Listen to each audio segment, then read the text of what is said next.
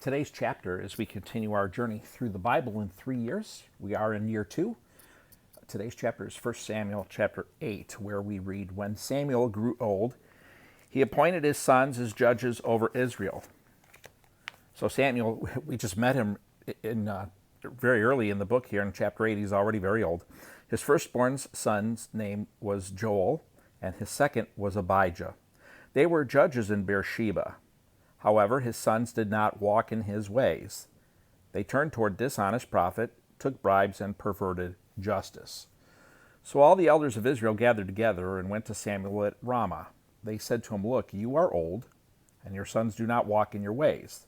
Therefore appoint a king to judge us, the same as all the other nations have." When they said, "Give us a king to judge us," Samuel considered their demand wrong. So he prayed to the Lord. But the Lord told him, "Listen to the people and everything they say to you. They have not rejected you. They have rejected me as their king. They are doing the same thing to you that they have done to me, since the day I brought them out of Egypt until this day, abandoning me and worshiping other gods. Listen to them, but solemnly warn them and tell them about the customary rights of the king who will reign over them." Samuel told all the Lord's words to the people who were asking him for a king.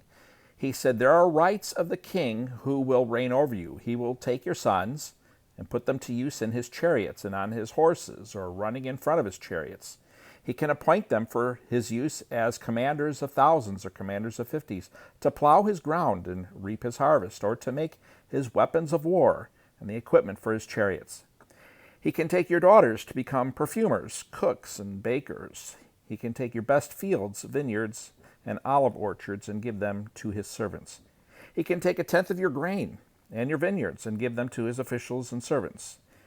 He can take your male servants, your female servants, your best cattle, and your donkeys, and use them for work, or for his work. He can take a tenth of your flocks that you yourselves can be, he can take a tenth of your flocks, and you yourselves can become his servants. When that day comes, you will cry out because of the king you've chosen for yourselves, but the Lord won't answer you on that day." The people refused to listen to Samuel. "No," they said, "we must have a king over us. Then we'll be like all the other nations. Our king will judge us, go out before us, and fight our battles." Samuel listened to all the people's words and then repeated them to the Lord. "Listen to them," the Lord told Samuel. "Appoint a king for them." Then Samuel told the men of Israel, "Each of you go back to your city." And that is 1 Samuel chapter 8, as we're starting to enter into a new period of the history of Israel, the movement from judges to kings, which is a fascinating and interesting time to read about. Lots of characters, lots of good examples, but a lot more bad examples as we continue to go through those pages. Thanks for watching today. It's Saturday. If you're watching this as these get released, hope you have a great weekend. It's Saturday, so think about church tomorrow. One podcast I listened to, the guy says the decision to go to church Sunday is made on Saturday, and it's kind of a good point.